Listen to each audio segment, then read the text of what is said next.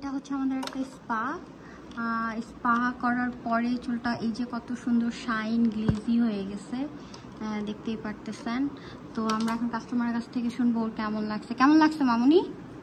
ভালো লাগছে, খুব সুন্দর হয়েছে। Thank you. আর একটু জোরে বলতে হবে, শোনা যাচ্ছে না।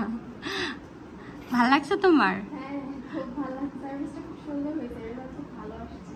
Yeah thank you. ওর স্পাতেই এত সুন্দর আসছে, গ্লেজি হয়ে গেছে, শাইন হয়ে গেছে। ও শাইন স্পাটাই করছে আমাদের। সো খুব সুন্দর গ্লেজি অ্যান্ড শাইনি হয়ে গেছে। খুব সুন্দর গ্লেজি অ্যান্ড শাইনি হয়ে গেছে।